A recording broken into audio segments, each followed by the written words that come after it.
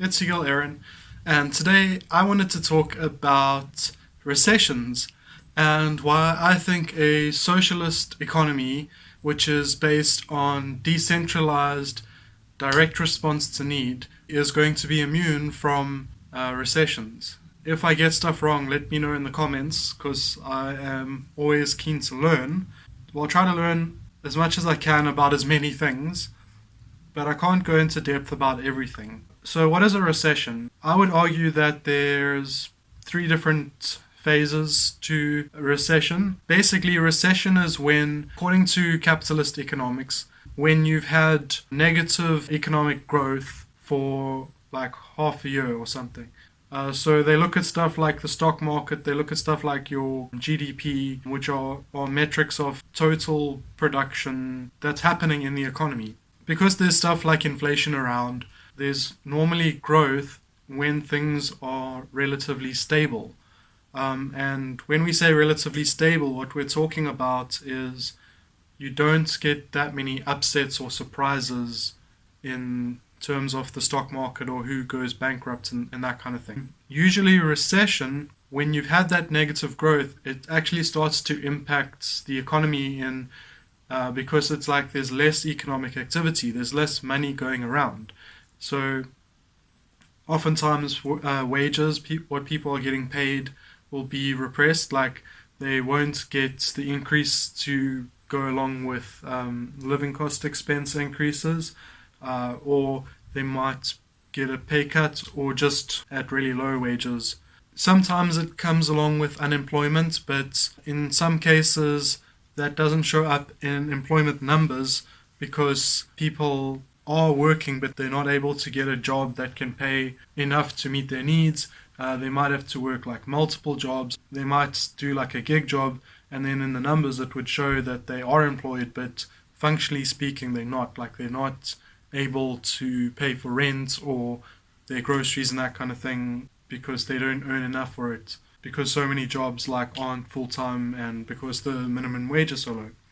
So when there's less money to go around because there hasn't been as much growth, then you'll start to see companies going bust because they might have gone from being profitable to not profitable, or they might have gone from being not profitable to even less profitable, or their stocks could crash. So like if you look at Tumblr, its price plummeted by a lot recently.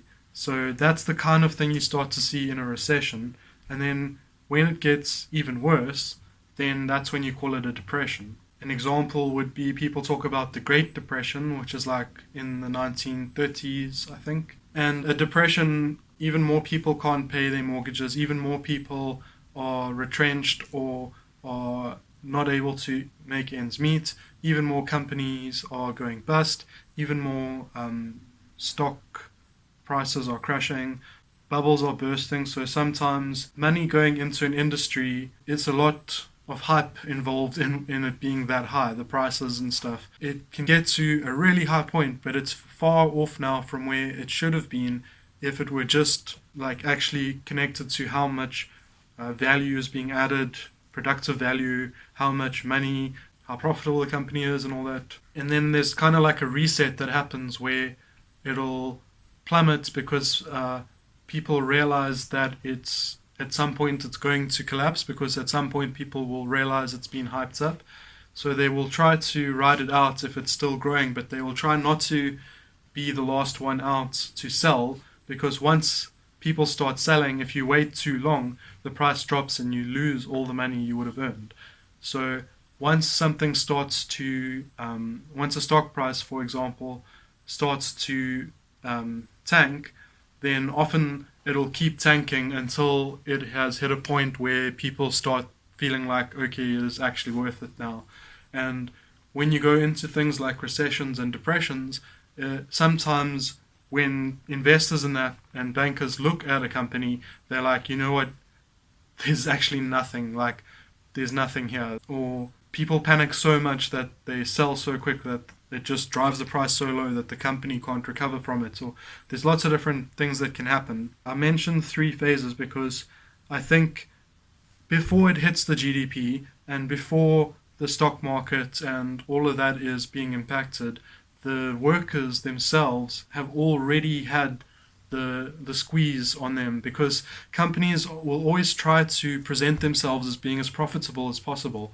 And so at the very first signs of downturn, like when things just begin to hurt your economy, when the amount of money just starts to reduce, instead of it immediately impacting stocks and GDP and that, companies will do stuff like restructuring, or they'll sell assets, or they'll prop up the business so that it looks like it's still profitable.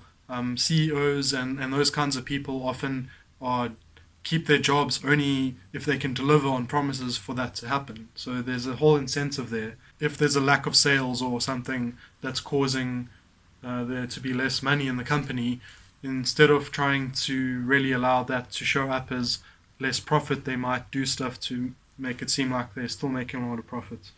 So the workers are already going to have their wages repressed. They're already going to be getting retrenched. They're already going to not be able to meet ends meet, because they're the ones who always feel the pain first. For the average person, it can often feel like a recession. It's sort of a negative feedback loop. So the less money there is to go around, the less gets spent, and as long as there's some of it that is not going straight back into the economy, then it can reduce how much activity there is. So one way that they try to prop up the economy is by getting more and more debt. They can drop interest rates to make it cheaper to loan, so that more people loan, so that there's more money going in. That isn't something that happens to you. It's a description of what is happening to you. What is happening to you is you are less and less likely to get a job, less and less likely to get paid well for it, less likely to get a raise. At the same time, things are getting more expensive and there's less profit going around, so corporations are raising prices, trying to maintain positive accounting books. If it turns into mass unemployment and mass bankruptcies, it gets called a depression. But in both cases, the cause is the economic policy, and the resulting effect is a shrinking economy. Less money to go around for the average person, and we call that a recession, but when we hear that, we shouldn't be thinking about stock markets or GDP, because the average worker suffers the symptoms of a recession long before it reflects in the stock markets. For example, tax cuts can ensure that the rich still do well, despite there being less real profit and more subsidized profit through the tax cuts. Taxes are there to pay for the infrastructure within which capitalists make money. So when you give tax cuts to the rich, you make it so that they're able to use that infrastructure to make their profits and money, but then they don't pay for that infrastructure. And the people who aren't making a ton of money, they end up being the ones who pay taxes, who end up paying for the infrastructure. So they're paying for the infrastructure that the rich use to make their profit, and then they're also being exploited on top of that for their labor. Now it can turn around. It's possible that the workers can feel the effects of a recession before the rich do, and if they're doing their tax cut shenanigans or playing other tricks to keep their numbers up when the average person feels the tightening of their budgets, if some economic policies pass that really do raise wages for the average worker, one of the buzzwords is trickle-up economics, but it's when you put money in the hands of the people who are the poorest. For example, let's say you boost the minimum wage, or you forgive student loan debts, or even something like UBI, but hopefully not a dodgy one, because ones that are in place of welfare aren't great because they disproportionately hurt people who need welfare. Like, for example, if you have a disability, you are someone who has a lot of more needs in life because you've got to cope with the disability itself. So if everyone is starting off at a certain amount, say $1,000 if you yang gang, the people who are on disabilities, they're going to, relatively speaking, need more than $1,000 to cover $1,000 worth of someone else's needs. The point is that if it's replacing welfare, then it baselines at that, and the people who needed the welfare the most end up not being helped as much as they need to be. So what you really should be doing with the UBI is giving it unconditionally to everyone. Everyone gets the $1,000, for example, and then you still have your welfare programs on top of that, because the $1,000 is literally just there to stimulate the economy in that kind of UBI, not to act as a replacement for welfare, which can end up being a way for them to try and cut welfare and spend less on social things. As an additional to welfare, it might be useful at increasing how much money is in the economy to increase how much people spend, which means more stuff gets built, there's more profits, and that growth happens where you don't have these unstable situations that are also the worst for the worker. So funneling money to the working class can allow them to make ends meet again, and they'll spend pretty much all their increased wages on goods and services within the economy, increasing economic activity and reversing the recession. And that can all happen before the pundits and politicians could even call it a recession if it happened to just the workers, and then that alone was enough to push it away. So let's say you had a lot of protests for minimum wage, for example, and everyone in your government was a working class minded person like AOC or Bernie or that kind of politician. They would pass the laws like straight away. There wouldn't be these years and years of lag, and so you probably wouldn't ever get to actual recessions if you were able to respond just to the workers' demands. So if it does hit the stock market, then you know you're in a deep hole.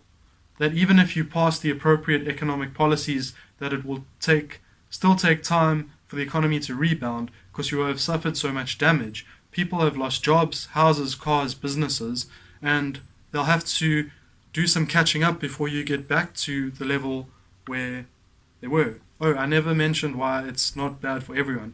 People who have a lot of cash in bank, people who have money to throw around, because everyone else is suddenly struggling, going bankrupt, etc., you can now get stuff at a bargain rate. If you're looking to buy acquisitions, buy like office supplies from companies going bust, like it's all going to be like really cheap. So if you've held off on buying, if you maybe saw the recession coming and you made sure you had a lot of money in the bank, then you would be able to use it to get stuff at a bargain rate, and then when the economy picked up, you would have more stuff than you would if you had to spend the same money when things were doing well.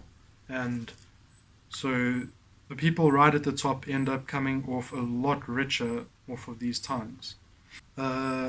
Usually these policies only get passed after it hits the stock markets, because until then the rich people aren't affected. So the politicians are there to protect the rich, not the workers, and they only help the workers out when screwing the workers over.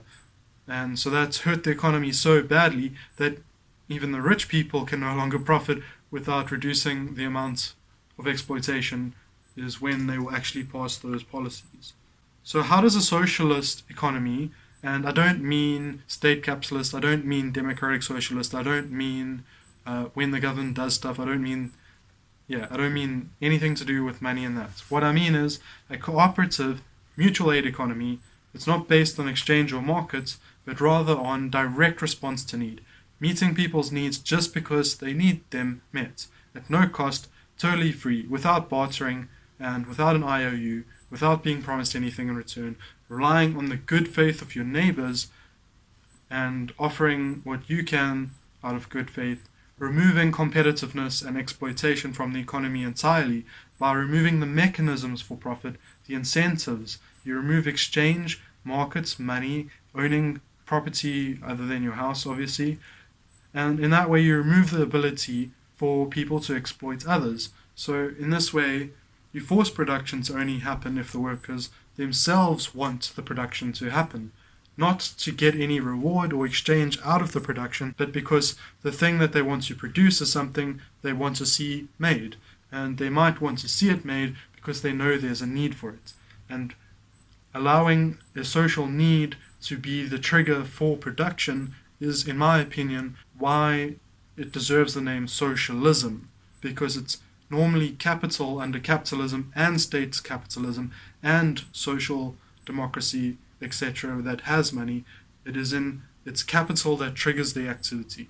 But when you take away money, you take away markets and any way to exchange or barter, because exchanging and bartering leads to using money.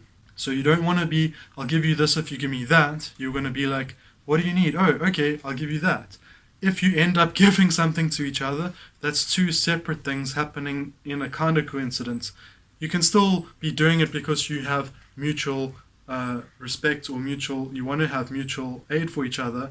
And who knows, you might even say that you were swapping, but in your mind you're not seeing it as an exchange. You're not thinking of it as a transaction. You're thinking of it as, I am redistributing a thing from my side to you because I want you to have your need met. And that kind of economy can't have a recession because you are responding to social needs. So if there were basically a downturn in economic activity, it would just mean that people have less needs. Maybe you fully automate everything. Everyone has like a 3D printer that prints them anything they want, so food, an object, or whatever they want, and it's using like the air and water and solar, and it's sustainable and it's ecological, whatever. So we're living in this like post-scarcity society. Nobody would have any needs, and so you wouldn't be doing any production yourself. So full automation, this kind of economy can scale to full automation. It just means eventually there's no economic activity because it's being done through automation. But that's like probably hundreds of years away, or many decades away at least. So for now, we are more interested in the economic activity and how do we meet each other's needs until we can get to full automation and post-scarcity. So there's no such thing as a recession, but also, if there's something that you need and other people are responding to needs directly, then you're going to have your needs met. So you're never going to, the worst case scenario would be if there's something you need and then somebody can't make the thing you need. But then that's something that we treat as a problem needing solving, and we use collaboration and problem solving to fix the problem so that the thing you need can be produced again. And if you build a strong enough cooperative economy and it has a lot of people doing a lot of producing for each other within that system, so even within a capitalist system, if you are doing this in your spare time in a union so that you don't get taken advantage of, then that's also going to help protect you from a recession in the capitalist economy. Let's say that you have expenses of $1,000 a month and you aren't in any kind of cooperative economy like this, and then in your community people start connecting. Somebody has some like a garden that they can offer some of their vegetables and fruits to people. Someone else starts craft brewing their own beer.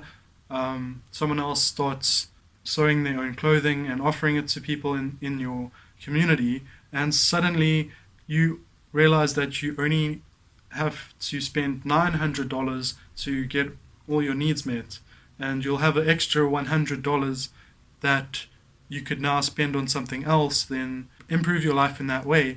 But then if there were to be like a recession where the prices increased, or you were paid less, or something like that, the prices might go up so much that $900 worth before can now only get you $1,000 worth of stuff, and your salary would have stayed reduced. You would need the full $1,000 now to cover what used to only need $900 to cover, and that extra $100 buffer would have protected you from missing out on things you needed. And that's how this kind of system, even amongst people doing it alongside capitalism, helps them and gives them a bit of a buffer against the volatility of capitalism and the capitalist market. So then if it does end up going into like a depression where there's a lot of companies going out of business and stuff, you might actually be positioned to really help people if you have this kind of economy going. Because like when a business goes bust and it's shutting down its factory and stuff, and it might be firing all its workers, you could tell those workers, like, why don't you occupy the factory, take control of the equipment. You can apply to a legal body that you will be legally allowed to run it, I guess, but run it and produce things, and then the things you produce, you give them into your collaborative economy. So if you're a toothpaste factory You could give free toothpaste to everyone in your economy if you seized your toothpaste factory, and then they are now not going to need to buy toothpaste anymore. So you can use it as an opportunity to make your cooperative economy stronger, because as the capitalist economy has so many failing enterprises in it, your collaborative economy will give a reason for production outside of making profits, and it won't need buyers if there's an actual need. Because sometimes you have the thing to make a thing someone needs, the person needs the thing, and you might even be able to talk to each other and be like, wow, I need a thing, and wow, I have the thing for you, but then you can't because maybe the ingredients cost you money, and or you need to sell your labor so you don't have the time to do it or whatever, but you end up not being able to meet that person's need, even though you have the capacity to do it, but because of other restrictions on you from capitalism, you aren't able to meet their needs like that. If, you were able to get yourself freed up, maybe you can work less hours or get a less demanding job, because now you're being supplemented getting some of your stuff from your collaborative economy. You might free up some of your time and be able to now make the thing for the person or whatever. The point is that capital is gatekeeping stuff at the moment. Even helping other people gets gatekept because there's no supply chain of freeness. So someone has to pay at some point. And what you want to try and do is get control of the means of production, of land, of factory, of whatever it is, and use that to make stuff, because then you start to actually get your needs met without needing to have the money for it, just have the need. And so there's another reason to abandon ideologies like state capitalism, because it still ties itself to the mechanisms of capitalism that cause recessions. Money markets and having wages, not owning the means of production, etc. It's like chaining yourself to an anchor, then being surprised when global economic tides come in and suddenly you can't swim to the top. And only an economy that has abandoned all ties to exploitation, like hierarchy, commodification, exchange, can be immune to market crises like recessions. And the only people that type of system isn't good for is exploiters, because in that type of system, workers wouldn't want to waste their time on giving a whole ton of stuff to just one person while others need stuff. So just because they'd be able to do stuff based on what they think is most important, it would naturally end up that the rich people would no longer exist, because people would naturally not want them to get stuff while everyone else doesn't have stuff. Yeah. So if you're someone who wanted to know about recessions or how socialist economy would function, how it can help you be immune to a recession, it can help you survive a recession, and it can even help reverse a recession if enough people are working collaboratively and able to keep things like their small businesses afloat, keep their mortgage and stuff like that. But ultimately it is the economic policies needing to change that will stop the recession in the capitalist economy. And until you have your collaborative economy being like self-sustaining, where it can supply like its people's needs completely without you needing to have any money, only when it's gone self-sustaining like that can you actually consider getting rid of capitalism. And so I think people who talk of being against capitalism or getting rid of capitalism, who aren't trying to build such a collaborative style, good faith, non-competitive economy, if they're not trying to build that, then it's going to cause there to be people who have and people who haven't, and that's going to end up being an unstable system. So thank you so much for watching. Bye.